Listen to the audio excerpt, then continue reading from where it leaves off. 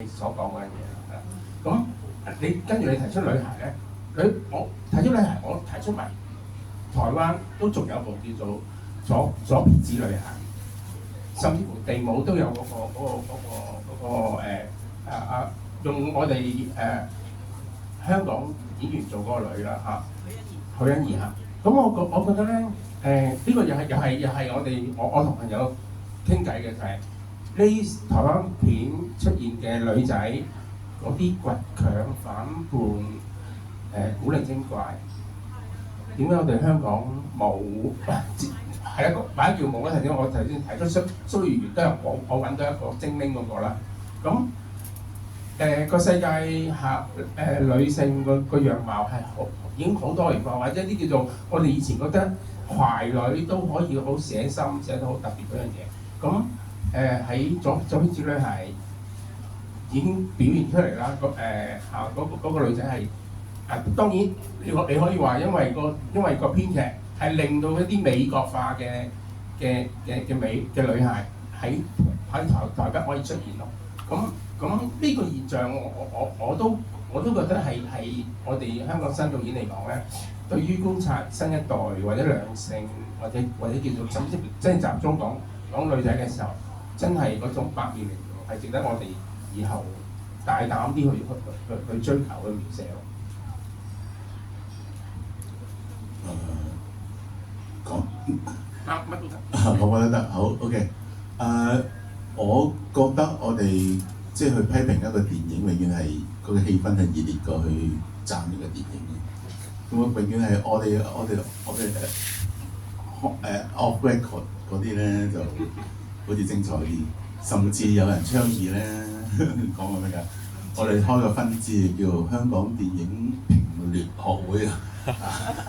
咁啲人推舉我做主持喎，咁我要笠個頭，笠個嗰啲大陸嗰啲綜藝節目嗰啲動物頭啊，先加個變聲器先講。咁其實好多缺失即係我哋睇到，但我都好欣賞大家去，即係大家新舊導演去用心去將自己嘅 idea 拍成一個電影嘅努力嘅，當中係牽涉到好多唔同部門唔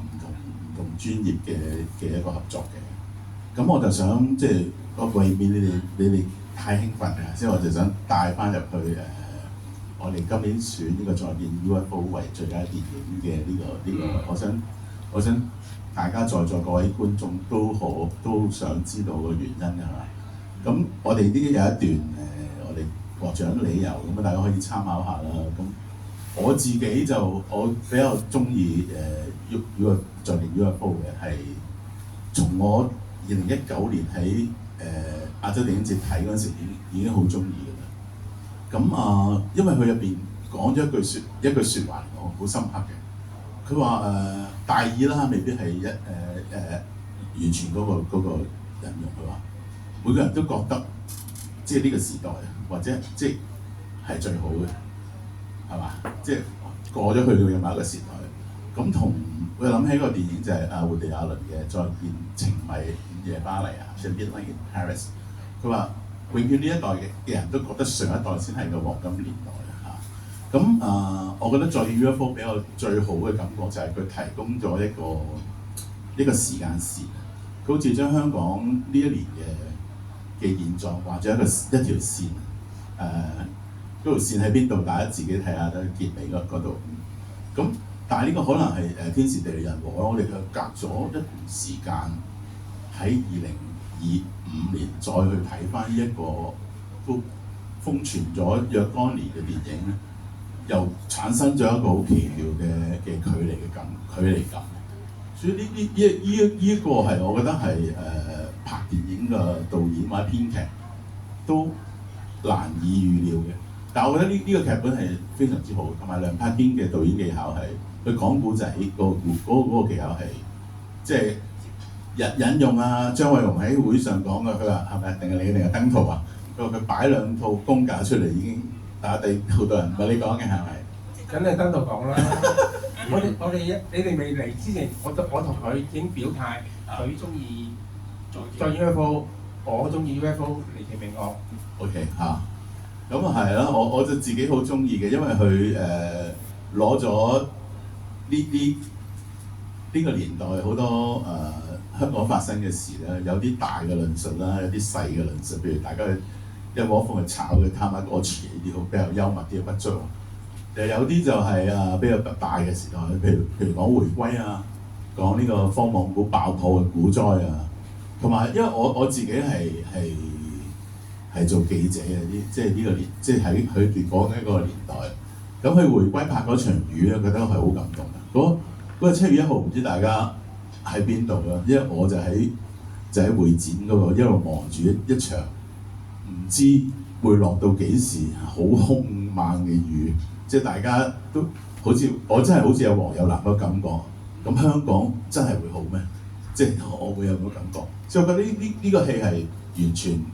完全係打進我心底，佢係同埋佢係經得起嘅呢個時間嘅考驗嘅啊，係啦。你可以補充。嗰場雨咧應該係第2次出現喺香港電影，第1次出現就係陳果啦，香港製造啦，係啦，記唔記得？去年演溫啊，sorry，去年演溫就多，係啦。咁嗱，我唔接你嘅，不過我接你條線啦，係啦，都係講都市傳說。而家睇翻嗰啲 suppose 唔係望住2025年嘅戲嘅出現嘅效果，咁但係咧呢一部啊《尋秦記》咧就嗰條線就喺2025啦，咁佢令到我用翻古天樂離開咗㗎啦，你當佢離開去英國啦嗰度秦朝嚟㗎，咁跟住帶埋成竇仔女咁秦王都係個仔女嚟嘅，咁翻嚟睇呢一個 moment， 咁呢個 moment 佢用一種好簡單嘅介紹啦，係一個玻璃幕牆放煙花，睇完啦，跟住到底背後你點理解呢個浮名盛世咧？咁結果咧佢都係翻去秦朝，因為秦朝都仲有繼續落咧，就係楚漢之爭啦，佢哋要玩嗰個遊戲咯，嗰個遊戲可能實在過而家呢一個朝代。都係盛世嚟嘅，都係 so call 有秦朝嘅霸氣嘅嚇，咁佢中意嗰個咯，咁我就部戲我就最中意呢樣嘢。我又再補充一點啦，頭先講翻在嘅語報，其實我就好期望嘅。你講緊我哋而家係一個繁榮盛世係嘛，一個由治入興嘅年代，所以我都好期望，但係都有少少惆悵嘅，就係我哋呢一代嘅電影創作者，即係呢代嘅導演，會唔會覺得上一代即係上一個時代係黃金時代咧？而佢哋點樣展現嗰個時代嘅情懷咧？咁我難免都有期待，但係我都好明白而家嗰個創作環境係有啲艱難嘅嚇，所以希望各位同仁都努力嘅。喺夾縫之中可以揾到一啲唔同嘅面向啦，唯有我咁講。即係我唔想淨係見到某一類即係好主旋律嘅論述，我唔希望我哋香港電影變成我哋淨係睇主旋律嘅電影嚇。呢個係我個人嘅期盼嚟。咁我諗我都仲係想補充翻頭先幾位講者講嘢啦，即係頭先阿時思提到。即係女演員嗰個咧，我記得嗰個都係爭拗咗好耐，所以你見到其實中間去到最後比較入到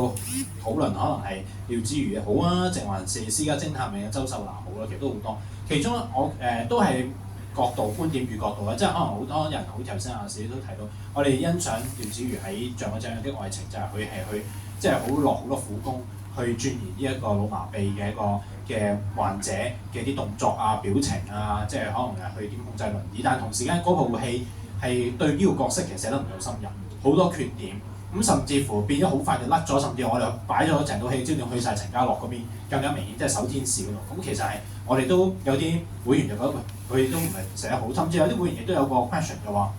即係會唔會變咗我哋咧？如果我哋頒俾佢，會唔會好似鼓勵更加多定係一有去突破，我哋就去演一啲殘疾人士嘅，即係可能有啲會員都 concern 呢一點，因為例如可能之前例如鍾樹人演呢一個即係一個聾人係即係呢一個咁樣，可能今天怎麼說，或者再之前嘅其他或者咁都白日之下嘅梁雍婷等等都有呢一個 concern，但係當然咧最後都係以票數嚟去俾到大家。咁另外一點咧，亦都可能喺我哋討論入邊咧，當初都有會員有提到嘅，就係話，喂，今年嗰啲戲整體咁弱，會唔會有啲獎項決定重缺咧？即係呢個都係一個討論，因為可能有啲聽完我哋講，哇係咁評論，即係會唔會不如你重缺啦？點解要咩？亦都有啲人話某啲獎似乎唔值得去頒俾邊位。咁但係我哋其實都有討論過，亦都有表決過，但係大家都會認為其實我哋代表所謂嘅最佳係指2025年嘅最佳，即係唔係反映話你唔可以推翻落去比較翻，例如前年或者大前，即係唔係呢樣嘢。我係講翻全年嘅最佳，即係大家會認同呢一點，所以最後咧就都係大比數咧就認同咧，就係啲獎項咧就冇重缺。但係當然亦都有會員覺得唔係啊，咁樣都應該要冇記住。嗱，我講下重缺嗰個狀況啦嚇，因為大家都事先會討論都話，今次真係比較上成績不如理想。咁我就同阿 Bobby 就係查帕朗咁傾開，咁我話都可以玩一玩呢樣嘢，咁變咗係佢嘅建議，我去和議，咁就我哋就有個表決嘅，咁有5隻手就贊成重決嘅，我覺得呢個係一個態度咯，我唔係話一定要重決或者咩都好，咁我哋有呢個機制其實係喺呢個討論大會出現咗呢一個建議。投個票，咁我哋覺得係一個亦都係一個角度嘅提供。同埋我覺得呢樣係譬如頭先話，譬如推薦電影，我哋維持一個唔好咁高嘅數量，其實你都係反映咗嗰一年嘅狀態嘅。咁譬如你話重缺咁，重缺與唔重缺，我覺得獎項咧任何時候出嚟，其實佢都係一個鼓勵性質嘅。呢個鼓勵性真係好重要，即係譬如我哋今年頭先講到像我哋呢個愛情入邊陳家樂咁啦，我自己都好喺個會入邊都好為佢拉票啊！即係當然你講到最佳，佢未必係最佳嚇，但係你會睇到嗰個演員嘅進步喺邊度咯。即係由以前譬如有啲片我哋可能即係呢個僆仔點解好似連拿你個角色都未，個節奏都未得，但你慢慢去到呢一部戲，哇！脫胎換骨喎，好唔同喎，咁我覺得我自己當時投呢個要唔要重決呢樣嘢咧，我自己都否決嘅。我覺得幾時都係應該有個獎俾任何人都好，就算你話佢個最佳未必去到同以前第一屆嘅張國榮比咁，唔係去到嗰個 level 嘅，咁但係佢都係呢個年度入邊嘅最佳。咁呢個我覺得係需要 keep 住嘅咁。另外我又想補充少少啦，即係譬如頭先講，即係今年其實香港電影入邊其實嗰種除咗你提到嗰種啦，即係我哋多咗一啲咧，即係唔係好完全有香港感覺嘅戲，即係譬如女孩啊、搖籃凡世啊、地母呢啲唔係好香港感覺嘅戲，我哋都因為喺個規矩上面佢都係列入咗香港電影啦。咁但係其實我哋都係好多時候係譬如合拍片與純香港電影嘅一個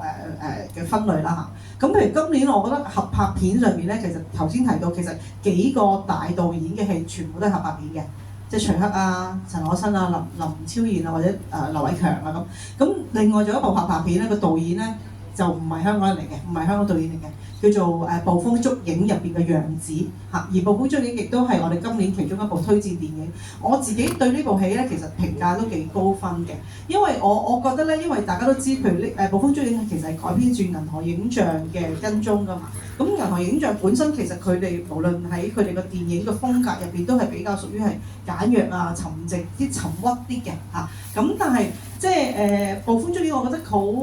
impressive 嘅就係、其實佢攞咗跟蹤嗰個靈魂啊。咁但係然後佢點樣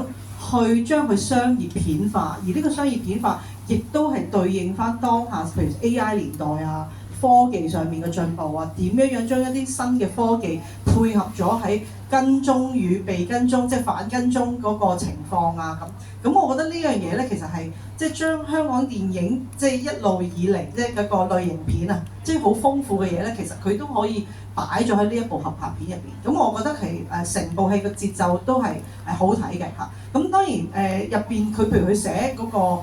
假嘅父子情啦，就係阿梁家輝同佢下低嘅一班叫咩啊？佢哋嗰殺手啊，即係總之一班即係都係行兇者啦嚇，即係契仔啦，即係但係都係即係反派啦嚇，佢哋嗰條線啦，就係嗰種假嘅父子嘅感情啦，或者喺警察呢一邊，成龍同阿張子楓即係嗰個本來以前跟蹤入邊就係咩山啊嗰個叫做徐子珊嗰個角色啦嚇，而家就係張子楓演嘅個豬女啦，嗰、個假嘅父女情其實咧呢兩段關係咧都寫得非常之好，我覺得即係比起我哋頭先講嗰啲港產片嗰啲父子情都寫得好嘅，父女情、父子情都寫得好嚇。咁而且咧佢有嗰種好強烈嘅就係舊嘅一派，就係梁家輝同成龍代表嗰種好舊嘅價值觀、舊嘅做事方法嘅一種操守，同新一代、新時代入邊大家要喂唔可以再咁守舊啦，嗰種對立啊、衝突啊，咁我覺得都寫得幾精彩嘅嚇。咁我都補充翻呢個。我都講翻少少啦，即係其實既然頭先講起捕風追影，我都覺得即係我哋其實學會每一年去討論或者評獎，我哋都係本住一種所謂叫以戲論戲，都係就住個電影嘅美學本身，而多於受罪其他可能社會啊或者政治因素嘅干預，就係冇呢樣嘢。所以見到有時啲結果，大家見到成龍喎，即係會大家好驚訝。其實如果大家睇過就知道，呢套戲亦都係成龍近年嘅一個比較好嘅作品，即係佢演出啊或者各方面嘅套戲。即係我哋亦都唔會因為合拍片，我哋又會過分可能會覺得忽視，或者我哋會覺得本土可能一定係會過分去褒獎，我哋都會睇翻呢樣嘢，即係我哋會係從嗰個美學，從佢嗰個所謂嘅電影嗰個藝術水平去欣賞以戲論戲，而唔係話種種又因為某啲可能因為某個好 hit 嘅話題，我哋要特別褒獎，我哋都冇呢樣嘢。不過補充咧，即係譬如好似捕風捉影咁啦。咁我哋都有啲會員係好唔 buy 嘅，即係佢淨係覺得哇入邊嗰啲全部土豪氣氛嚟嘅喎，嗰啲所謂高科技啊、AI 嘅嘢，全部好土豪味好重，即係甚至即係覺得係咪 ruin 咗我哋嘅港產片嘅某一啲特色咧咁。咁所以其實我覺得每一次評論一部電影，其實都係有正反角度嘅。咁我哋就 treasure 翻即係個討論嘅過程，同埋最尾其實大家都係投票咯即係。所以我哋都會睇到，即係例如頭先講到，即係有人會好質疑，即係喂咁土豪，或者亦都有啲人會覺得，喂咁嗰啲將我哋類型嗰種咩盡是癲狂嗰種過火，係咪一件好事？都有人咁樣問。咁所以我覺得真係互相咁嘅一個討論，甚至有啲即係例如我見到社交媒體又好關注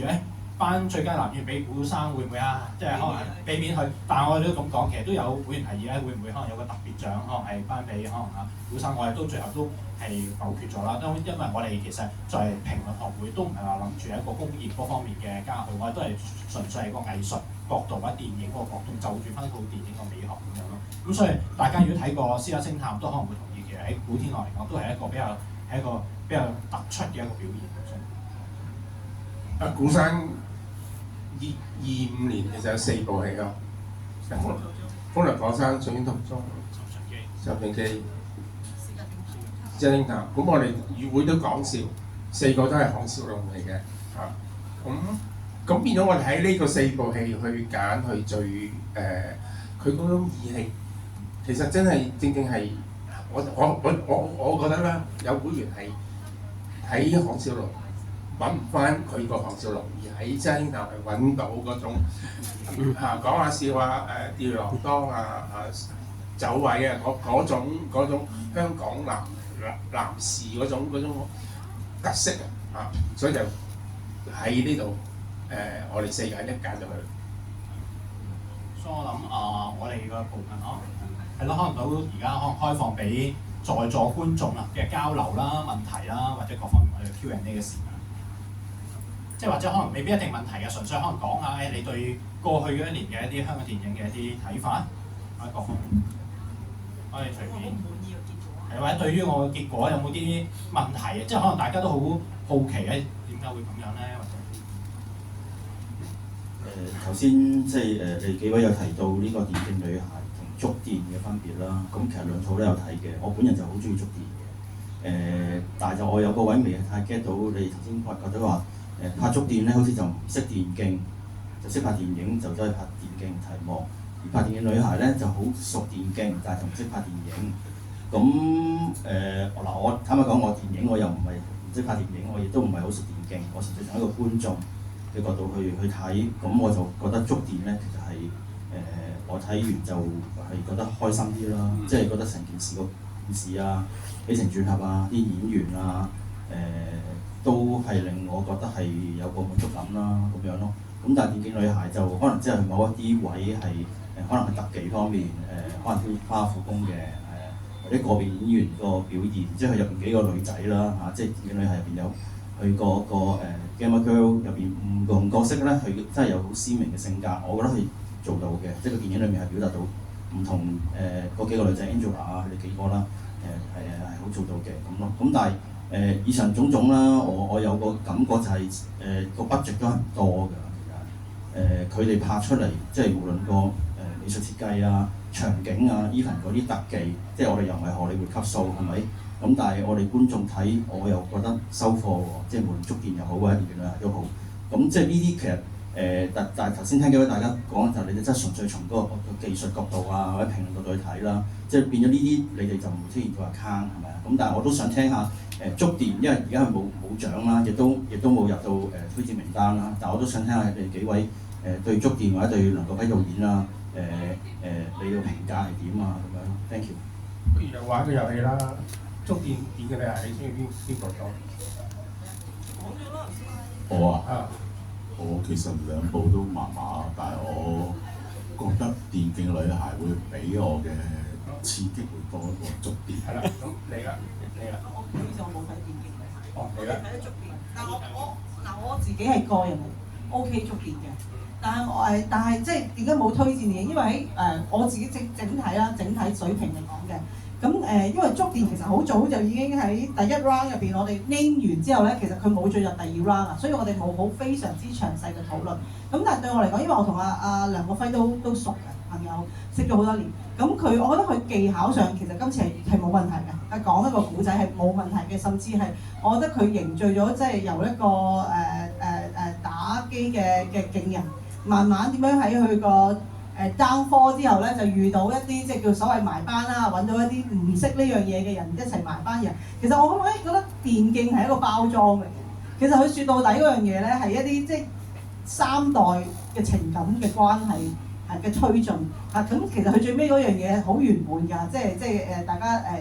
好在佢冇贏啫，攞第二名嚇。咁但係我覺得即係但係你講翻一句，我覺得咧其實佢冇乜好創新嘅嘢。對我嚟講，作為一個新導演，即係當然佢係第一個拍電競嘅，即係比起電競女孩嚇。咁佢呢一樣嘢咧，我覺得佢將個電競世界同真實世界嗰個融合，其實都係拍得掌握得好嘅。但係整體嚟講，我覺得唔係好夠創意咯，係啊，即係對我嚟講啦嚇。嗱係啦，我講兩部戲啦。咁去對比兩部戲，真係又睇到一個叫做更加微觀嘅兩代。雖然兩個都係新導演，但係一個係喺工業裏邊有成熟嘅技巧嗰樣嘢，同埋對港產片啦，林敏聰係代表講港產片啦，嗰樣嘢嗰隻想合作翻嗰隻，你都笑我都笑嘅。你睇講電競女孩覺得唔好笑，我又覺得咁講係佢哋係更新，佢哋係申請咗首部嚟嘅。首部電影人嘅計劃裏邊，即係佢哋係學緊拍戲嘅。咁我又睇到一樣嘢咧，我睇到中間咪有個男仔嗰個 IP 俾人取消咗佢自殺嘅，我有少少感動㗎。即部戲當然好多，佢哋拍都係太工整，都係分配角色嗰樣都分配得唔好。咁但係我又覺得佢哋用佢哋嘅 budget 好努力去拍。佢哋嗰個世界裏邊嘅人一啲唔同人嗰種感受，嗰個世界冇咗個 IP 就要死嚇。雖然佢都係作一個批評，唔係即係話唔使死嘅嗰樣嘢。咁我覺得兩種觀點咧，係一個電競喺我哋難得一年有兩部電影戲嘅時候咧，我兩部都收貨嘅嚇。即係當然我兩部我都有啲不滿嘅嘢，但係唔識反而我想就係話。就係佢哋共同咧，我聽講就係觸電咧拍嗰個 ending，要將嗰啲佢哋打嘅景抽象化，佢哋係去咗一個好臭嘅地方拍嘅污水處理。係啦，而調翻轉咧，電影女孩咧，最尾佢主力用城市景去做一個 decoration， 變咗一個有少少 neon light 嗰隻氣氛咧，喺中環做咧，我又覺得嗰隻努力係值得欣賞嘅嚇，所以我咁樣試下說服你咯。我補充少少數據啦，其實喺最佳電影嗰個第一 round 投票入邊咧，觸電咧係攞到五票㗎，係唔錯㗎個票數。電競女孩咧就得1票嘅當時嚇，咁所以其實佢都有被討論過嘅嚇，但係只不過我哋當時比較票數最高嘅係攞到13票㗎。電競女孩有個唔好處，佢太遲去推出嗰個5場好或者叫特別場好。咁我都覺得觸電其實係導演有進步嘅。如果大家之前睇翻即係《音樂精髓》，咁你明顯有好大進步。即係喺個故事嚟講完整，我記得我睇嗰場大家都好開心嘅啦。即係睇得笑，同埋我覺得佢利用到嗰個新舊兩代演員，即係特別係羅網，即係我覺得大家好難得，即係好難得俾到一啲真係有得發揮嘅空間。咁我覺得，但係當然你再整體嚟睇，又唔係話真係去到一個好出色嘅地方，即係唔係話。同埋另一方面嚟講就係點講咧？即係亦都有啲會員比較熟知電競都會覺得，即係中間即係話柯煒林犧牲羅網，即係嗰個拗撬，有啲人話其實呢個係一個電競嘅咩啦，即係根本上即係一個倫理係咁，你根本唔需要為咗咁嚟拗啊。咁變咗反過來，佢就覺得導演係用翻我哋一啲唔熟電競嘅人嘅角度去寫電競，即係變咗可能就暴露咗嗰樣嘢。咁有冇其他觀眾可以講啦？未必一定問題嘅，即係可能就交流啊、傾下偈啊，我哋都係借呢個機會講下我哋舊年嘅香港電影。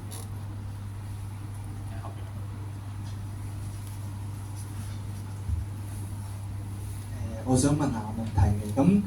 我想問下七成啦，咁你喺19年電影節睇再見 UFO 同埋最近睇咧，其實個版本有冇分別啊？咁另外一條問題想問下大家就係、可唔可以講下你哋點樣睇他年他日啦？因為據我所知，佢應該係電影發展基金一個計劃薪火相傳嘅計劃入邊嘅其中一套電影，我唔知佢係咪第一套啦。咁就個監製就係張艾嘉嘅。咁其實都係一個新導演同舊導演之間嘅一個合作推動出嚟嘅作品啦。同埋佢又好似嘗試一啲即係香港電影比較少嘅題材啊，即係可能有少少科幻元素嘅愛情片。咁係咯，都想睇下你哋點樣睇。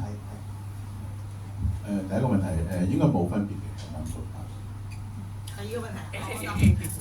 題，字幕上有分別。呢個我因為我兩套都有睇，但係我覺得嗰啲畫面冇分別嘅。但係林紀豪就話咧，佢第一次睇咧就冇明謝佢嘅，第二次睇就有明謝。自己高攬唔同咗。嗱，他年他日咧，導演龔小平咧，其實都係一個非常資深嘅副導演出身嘅嚇。咁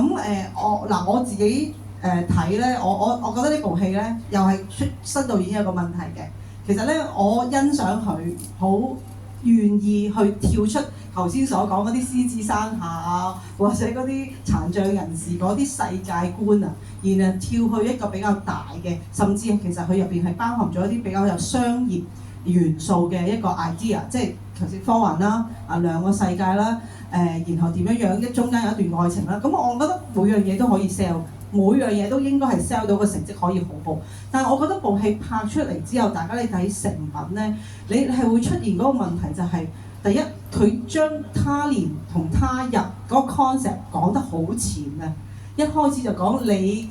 我嘅一日係你嘅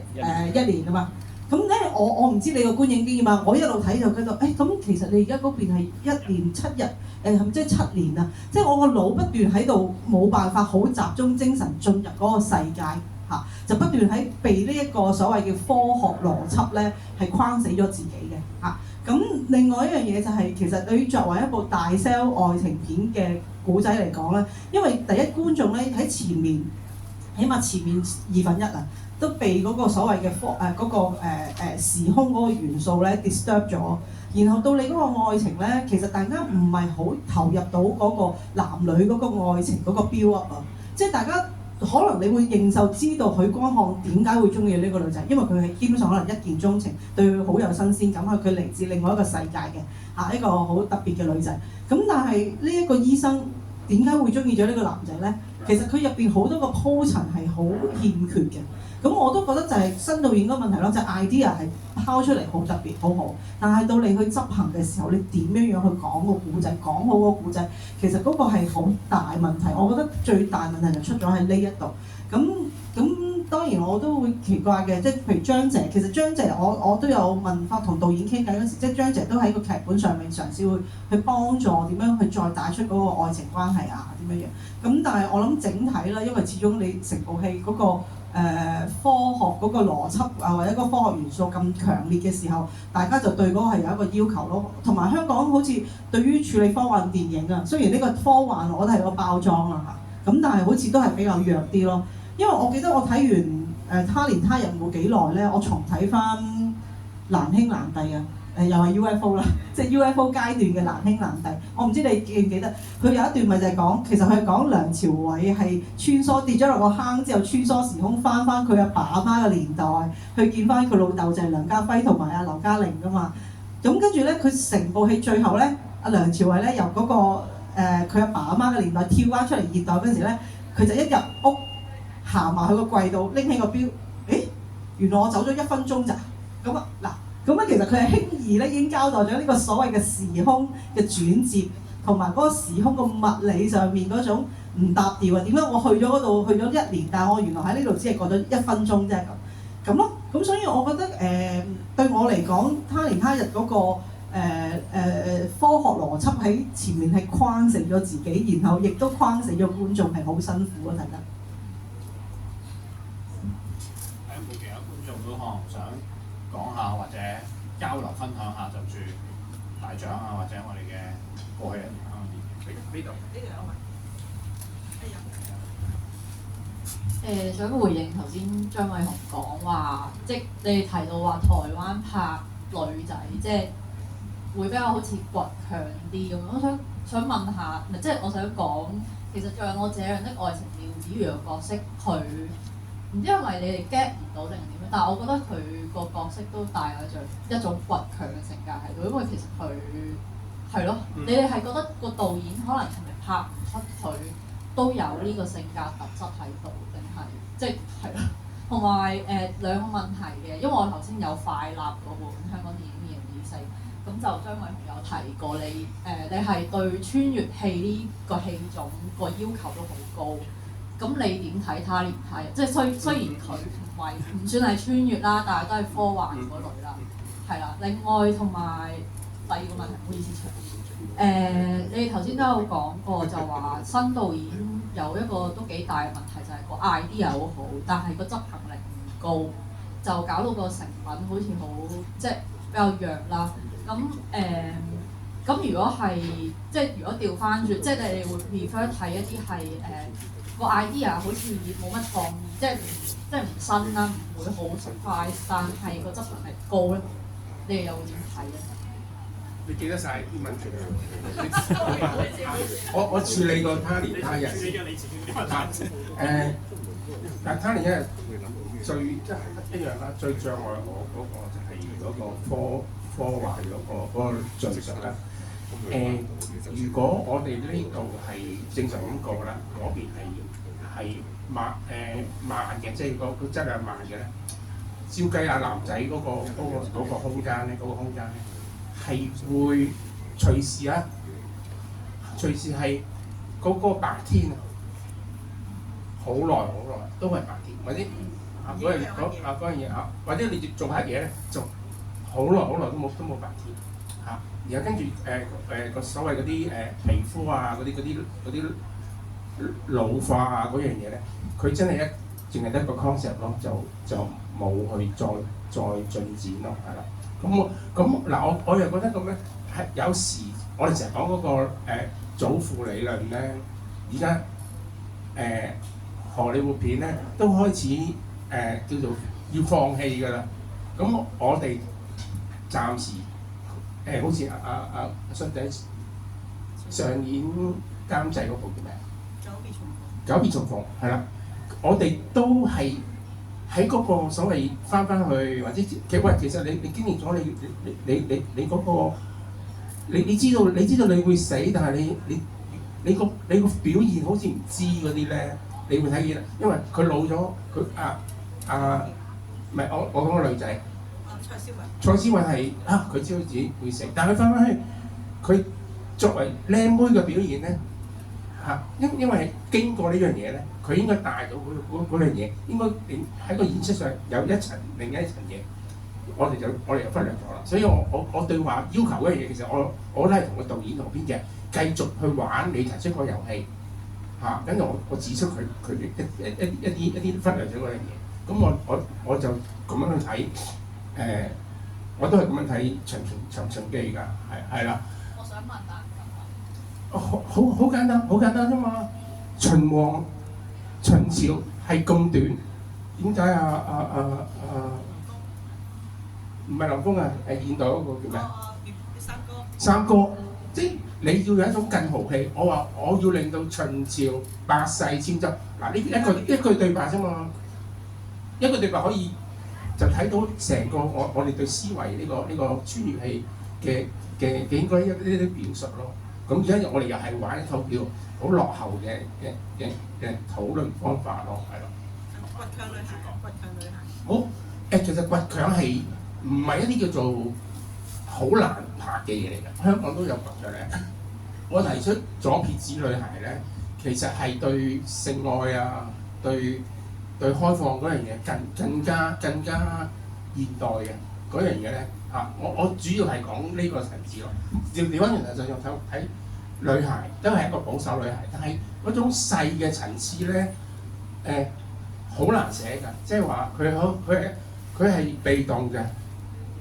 係一個黑洞嚟嘅。咁阿舒淇就係正就係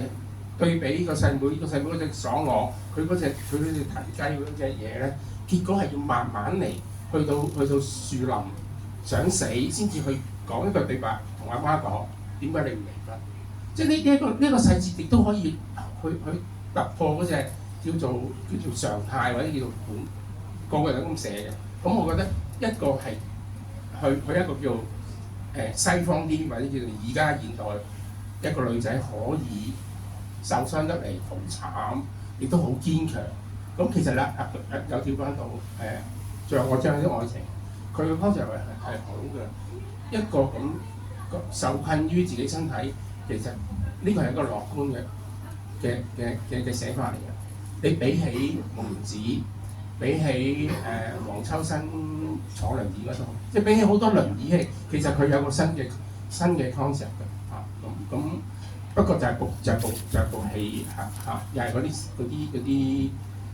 係啦，部戲本身嗰個敘事個問題大過呢個 concept 咯。呢個補充嗰個，即係佢話你中意有創意，但係執行唔到，定係冇創意又執行到？咁你問我，我又唔會兩極咁樣二元對立佢嗰件嘢。即係如果他年他日你揸住個咁勁嘅 idea， 你又執行得好，我梗係好開心啦。但係個問題，我覺得嗰樣嘢係可惜啊，唔係話我唔中意啊。即係話，譬如我睇到不赦之罪，我睇到他年他日，我睇到像我這樣的愛情，即係concept 都幾好喎。如果你入邊多啲細節，其實就好好啦，或者點樣樣會更豐富飽滿啲。但係你而家就感覺好似你個 idea 好幾好，但好可惜，即係拍成咁樣咁譬如觸電咁，觸電就正導演係個技術係完全夠嘅，但係調翻轉個 idea 上，你又覺得又好似冇乜新意喎。咁即係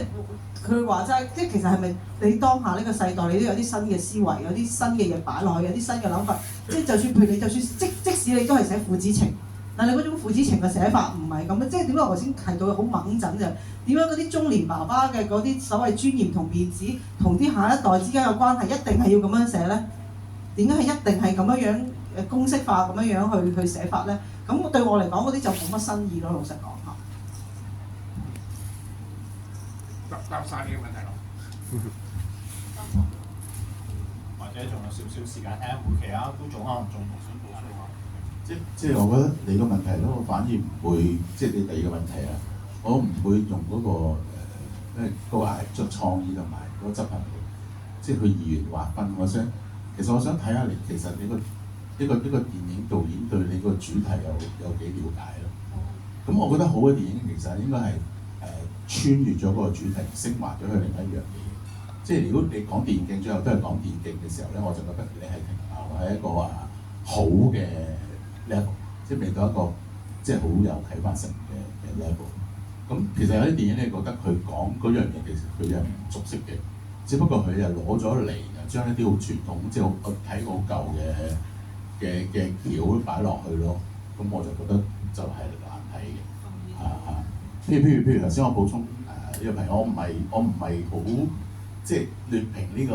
觸電啊，即係意思即係話我成日思考緊點解我哋去拍呢個電競題材嘅時候，係咪淨係可以停留喺一班人去參加比賽勝同敗咁樣咧？其實電競本身呢一個世界係一個咩嘅世界咧？好似香港呢兩部電影都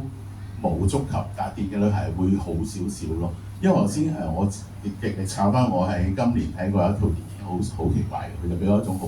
好震撼感覺，叫《電玩末日大嶼》係一套紀錄片嚟嘅，係一個 game 入邊嘅紀錄片入邊，即係嗰兩個法國創作電影導演咧，佢花咗好多時間去打機，咁入邊去問同入邊嗰啲 game 入邊嗰啲角色嗰啲朋友成為朋友然後大家去共同原來佢有一個嗰個 game 有個範圍咧，我哋未去過，不如一齊去嗰度去到。咁原來喺佢哋熟絡嘅過程入邊咧，佢就發覺呢個電影世界入邊有啲人物同埋佢真實嗰個人咧係存在好大嘅差異嘅。譬如喺個 game 入邊，一個扮一個牧師嘅人咧，佢本身係點嘅咧？本來係一個住家男人嚟嘅，或者係唔出門口。譬如有一班人咧，會好中意濫殺人嚟嘅喺 game 入邊。嗱，你又講得嗰啲現實嗰啲人係啲咩人嚟嘅咧嚇？咁我都覺得其實你有冇真係去即係睇下你個主題入邊有啲咩可以發掘？佢唔係從一個好傳統嘅，因為我觸電其實我覺得最我講難睇，其實真係唔係你覺得嗰種難睇啦。最難得係嗰幾個即係人物嘅關係，即係嗰幾段，即係譬如林敏聰同個女羅網同太太嗰種其實好老土、好俗套，我覺得寫得好俗套。係咪？如果嗰度好啲，我就覺得呢個戲或者我會覺得佢借電競去講一個即係人際關係或者親情我覺得會可能我對我嘅觀感會好啲咯。咁再講他年他日係嘛？我又覺得係即係好簡單。其實你對時間呢樣嘢冇一種好感性嘅處理，好似好理性嘅，即係呢個一日呢個一年。咁其實我喺開會嘅時候，我講咗個爛 gag 嘅，其實不過都唔知好唔好講埋話嚟咗啦，係咪？咁我其實他年他日係一個好標誌性今年嘅電影嘅。點解有啲電影擺咗咁耐今年先嚟咧？有啲電影咧就趕住喺12月上咧，咩都未搞掂。原來佢哋嚟自兩個時區㗎，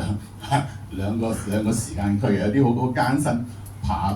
咗好多年先嚟到今日2022。有啲人轉一聲就唔知點解話要上咯喎，今年參加金像獎咁我覺得最大問題就係、如果講緊他年他日就係、我會覺得如果你一個感性嘅人嚟講即係我梗係覺得嗰條線應該係喺許光漢，因為你見咗一個人，再見一面要等1年喎，係嘛？但係對翻個女仔可能即